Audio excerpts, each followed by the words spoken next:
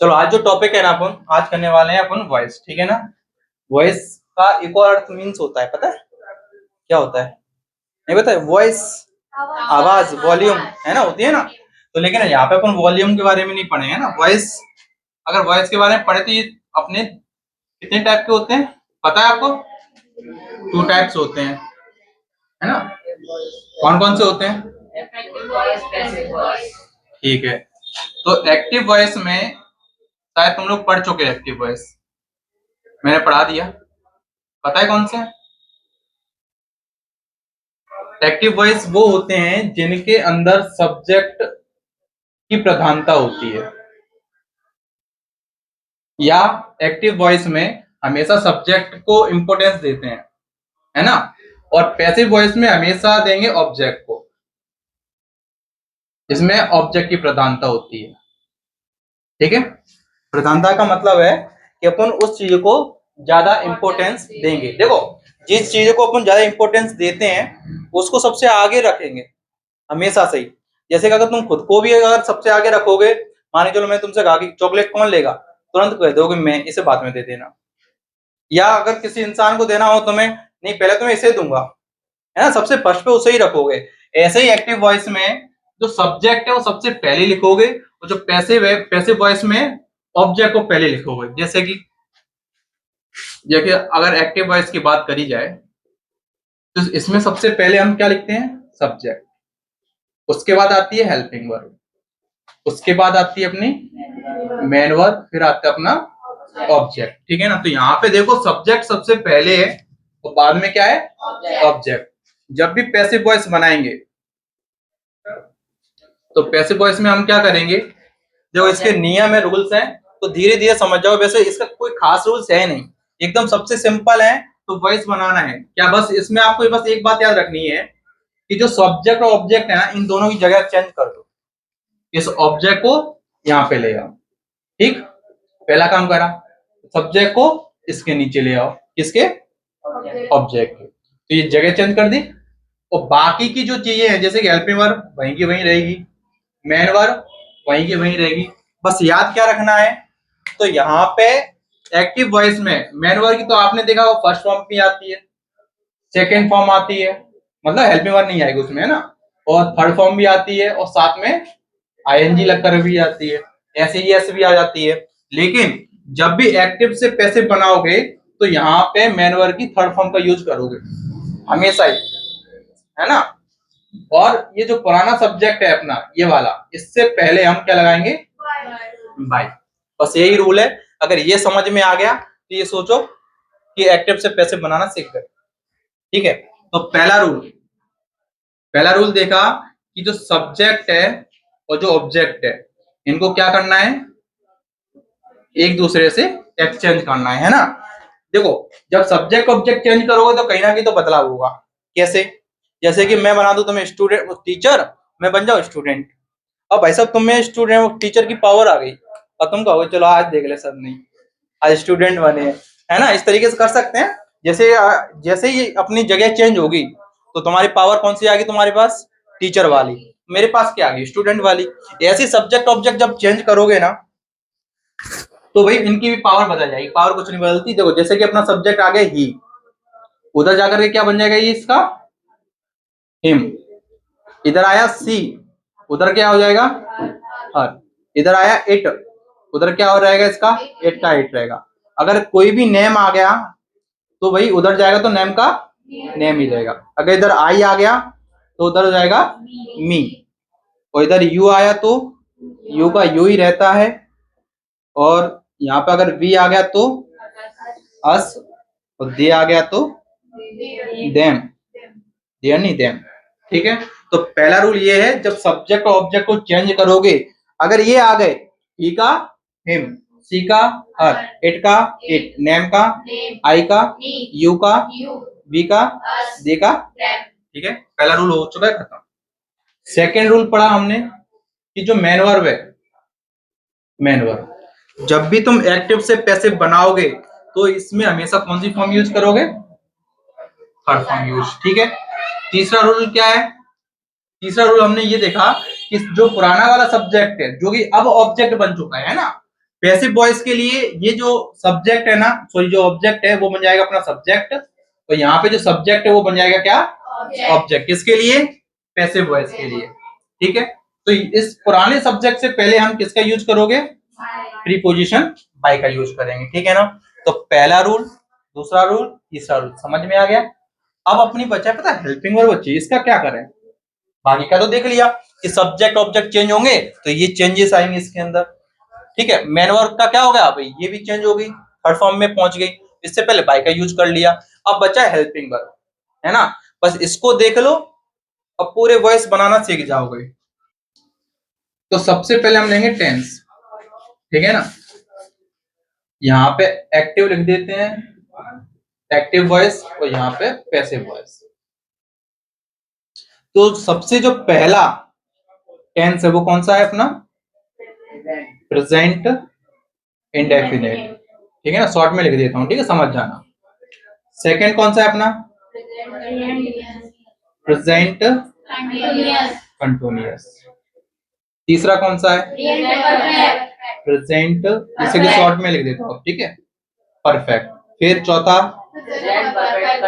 Present perfect continuous अपना बनता नहीं है। इसके बाद आता है अपना कौन सा, पास्ट इंडेफिनिट। फिर आता है अपना पास्ट कंटिन्यूअस।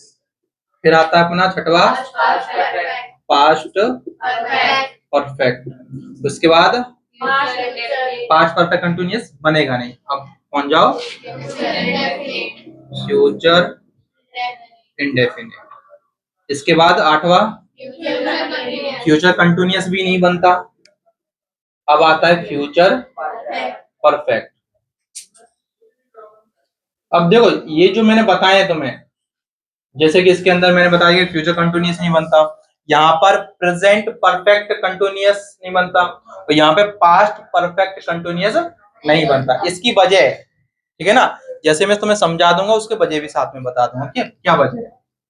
लेकिन उसमें बना सकते हैं, लेकिन ऑकवर्ड लगेगा, बिल्कुल बेकार लगेगा, बनाने का कोई फायदा नहीं है। अब अपन को ये तो पता है कि प्रेजेंट डेफिनेट की हेल्पिंग वर्ब क्या होती है, क्या होती है, क्या होती है, डू डज। ठीक है, मेन वर्ब के साथ कौन सी फॉर्म लगाते हैं, फर्स्ट फॉर्म। अगर यहाँ पे सिंपल सेंटेंस हुआ तो उसमें हम डू डज का यूज नहीं करते हैं, उसकी जगह हम क्या करते हैं, मेन वर्ब की फर्स्ट फॉर्म। अगर सब्जेक्ट हमारा प्लूरल है, अगर सिंगुलर है तो हम ऐसे ही का यूज करते हैं। ठीक है, अब आता है प्रेजेंट कंटिन्यूअस। इसकी हेल्पिंग वर्ब क्या है, इज एवर। मेन वर्ब के साथ क्या लगाओगे, आईएनजी। फोर्थ फॉर्म छोड़ो, आईएनजी होता है, फोर्थ फॉर्म होती नहीं है, पर कह देते हैं थर्ड फॉर्म ही होती है बस। इसके आगे तो फोर्थ फॉर्म कह लो, है ना, फिफ्थ फॉर्म कह लो, ये होती नहीं है। अब इसमें आ जाओ, प्रेजेंट परफेक्ट, इसकी हेल्पिंग वर्ब क्या होती है, हैज हैव। मेन वर्ब की कौन सी फॉर्म आती है यहाँ पे, थर्ड फॉर्म।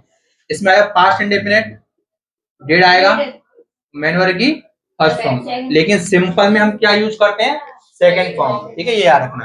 पास्ट कंटिन्यूअस की बात करी जाए, हेल्पिंग वर्ब क्या होती है, वाज वर, मेन वर्ब के साथ में आईएनजी। पास्ट परफेक्ट, इसकी helping verb had, main verb के साथ थर्ड फॉर्म। फ्यूचर इंडेफिनिट क्या होती है, विल शैल, और मेन वर्ब के साथ फर्स्ट फॉर्म। फ्यूचर परफेक्ट क्या होती है बताओ, विल शैल, बी नहीं होता, हैव होता है, और मेन वर्ब के साथ कौन सी फॉर्म आएगी, थर्ड फॉर्म। ठीक है, ये सबको याद है, ठीक है, अपन कर चुके हैं। अगर आपको ये याद है तो पैसिव वॉइस बनाना एकदम सरल है। तो आपको क्या करना है, मात्र दो टेंस को याद रखो। कौन कौन से, एक हो गया अपना कौन सा, प्रेजेंट डेफिनेट, और एक हो गया अपना, बस इन दोनों को याद रखना है, अन्यथा बन गए अपने। देखो कैसे, हाल फिलहाल इन दोनों को छोड़ दो। ठीक है, अब देखो जो प्रेजेंट कंटिन्यूअस है, इसकी जो हेल्पिंग वर्ब है वो क्या है, इज एम आर है, तो इसकी भी हेल्पिंग वर्ब क्या रहेगी, इज एम आर। ठीक है, इसकी हेल्पिंग वर्ब क्या है, प्रेजेंट परफेक्ट की हैज है, तो इसकी भी हैज हैव ही रहेगी। ठीक, अब आ जाओ पास्ट कंटिन्यूअस में, इसकी हेल्पिंग वर्ब क्या है, वाज वर ही रहेगी, इसकी भी हेल्पिंग वर्ब। ठीक, अब आ जाओ पास्ट परफेक्ट पे, इसकी हेल्पिंग वर्ब क्या है, हैड, तो इसकी भी क्या रहेगी, हैड।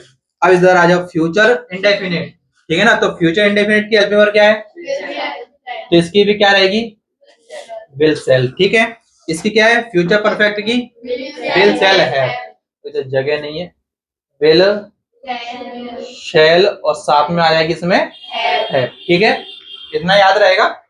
ठीक है, अब जब इन दोनों को जो छोड़ा है अपन ने, इसमें ये क्या करेंगे, ये वाला जो टेंस होता है ना, इसके जस्ट जो टेंस आता है उसकी हेल्प में का यूज करते हैं ये। जैसे प्रेजेंट डेफिनेट के बाद कौन सा आता है, प्रेजेंट कंटिन्यूअस, तो ये इधर हेल्प में कौन सी यूज होगी, इज एम आर। ठीक है, ये भी क्या करेगा, जस्ट अपने आने वाले टेंस के हेल्प में यूज करेगा, ये करेगा किसकी, वाज। तो याद रहेगा, बस दो ही ऐसे टेंस हैं जो अपनी हेल्प में वर्क का यूज नहीं करते। ठीक है, इनकी भी वजह, उस वजह की तुम्हें अभी हाल फिलहाल जाने की जरूरत नहीं है, इतना ही ठीक है। अब देखो आगे क्या हुआ, अब इनकी मदद करने के लिए एक बंदा आएगा जिसका नाम है बी। ठीक है, क्यों, देखो सभी में यहाँ पे अपन को पता है कि यहाँ पे पढ़ लिया कि मेन वर्ब की कौन सी फॉर्म यूज होगी, पैसिव वॉइस में थर्ड फॉर्म का यूज होगा। कौन सा यूज होगी, थर्ड फॉर्म।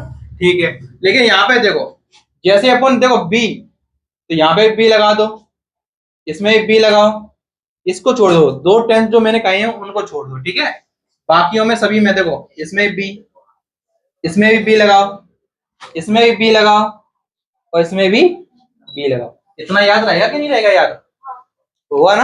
अब देखो करना क्या है, इसकी जो आईएनजी है, अपन को पता है कि कंटिन्यूअस में काम जारी रहता है, जब पैसिव बनाएंगे तो उसमें भी बताना पड़ेगा ना काम जारी है। तो देखो ये जो आईएनजी है ना, इस वाले बीइंग में पहुंच जाएगी, तो बी में बी का क्या हो गया, बीइंग। यहाँ पे जो थर्ड फॉर्म है, तो यहाँ पे बी की थर्ड फॉर्म हो जाएगी बीन। यहाँ पे देखो इसमें आईएनजी है, तो इसकी क्या हो जाएगा, बी का बीन। यहाँ पे थर्ड फॉर्म है तो बीन, और यहाँ पे फर्स्ट फॉर्म है तो वही की वही रहेगी, और यहाँ पे थर्ड फॉर्म है तो बीन। अब तुम्हें एक बात समझ में आ गई होगी, अपन ने यहाँ पे बी का यूज किया है, यहाँ पे आईएनजी था तो आईएनजी लगा दिया, थर्ड फॉर्म था तो थर्ड फॉर्म लगा दिया। अब देखो इसके जस्ट बाद कौन सा आता था, प्रेजेंट परफेक्ट कंटिन्यूअस, उसकी हेल्प में क्या थी, हैज है प्लस में बीन, बीन था, और अपन यहाँ पे भी बी का यूज कर रहे हैं, एक और बी आया था, तो एक ही सेंटेंस में एक ही चीज का डबल बार यूज अपन करते नहीं है ना, इंग्लिश के अंदर ऑकवर्ड लगता है। ठीक, ऐसे ही देखो इसमें कंटिन्यूअस में भी इधर भी होता। अब आता है फ्यूचर कंटिन्यूअस, अब फ्यूचर कंटिन्यूअस की हेल्प में क्या थी, विल, शैल प्लस में बी। ठीक, अब एक और बी आ जाती तो बेकार लगता, इस वजह से उन तीनों को हम पैसिव वॉइस में नहीं बनाते, बनाने के लिए बना लो लेकिन वो गलत है। ठीक है ना, तो यहां तक समझ में आ गया। एक बार तुम्हारे लिए फिर से रिवाइज करता हूं। ठीक है, वॉइस अपने दो प्रकार के होते हैं, एक्टिव वॉइस और पैसिव वॉइस। एक्टिव वॉइस में हमेशा हम सब्जेक्ट को इंपोर्टेंस देते हैं और पैसिव वॉइस में ऑब्जेक्ट को देते हैं। ठीक है, जब एक्टिव वॉइस है अपना, जैसे अपने टेंस पढ़े हैं, उन्हीं को हम एक्टिव वॉइस कहते हैं, क्योंकि एक्टिव कौन है, यानी कि यहाँ पे जो काम करने वाला है वो हमेशा एक्टिव रह रहा है। ठीक, तो सबसे पहले सब्जेक्ट लिखेंगे, हेल्पिंग वर्ब, मेन वर्ब और ऑब्जेक्ट। जब पैसिव वॉइस बनाएंगे तो हम कुछ नहीं करेंगे, सब्जेक्ट को ले गए ऑब्जेक्ट के नीचे और ऑब्जेक्ट को सब्जेक्ट के नीचे। जब हमने ये किया तो निम्न बदलाव हो गए इनमें, जैसे कि ही का हो गया हिम, सी का हर, इट का इट, नेम का नेम, आई का यू का, वी का दी का देम। ठीक है, अपन ने सेकंड चेंज देखा यहाँ पे मेन वर्ब में, यहाँ पे एक्टिव वॉइस में मेन वर्ब की first form, second form, third form, ING कुछ भी हो सकती है, एस भी लगी होती है। लेकिन जब भी हम पैसिव वॉइस बनाएंगे तो हमेशा मेन वर्ब की तीसरी फॉर्म का ही यूज करेंगे। और थर्ड रूल जो अपन ने पढ़ा था, सब पुराने वाले सब्जेक्ट से पहले हम किसका यूज करोगे, बाई का। अब बची अपनी हेल्पिंग वर्ब, जो अभी मैं जस्ट अभी तुम्हें बता दिया है। ठीक है ना, तो इसी प्रकार से आज का लेक्चर होता है खत्म, और जो अपने एग्जाम्पल है वो पढ़ेंगे अपन कल। ठीक है।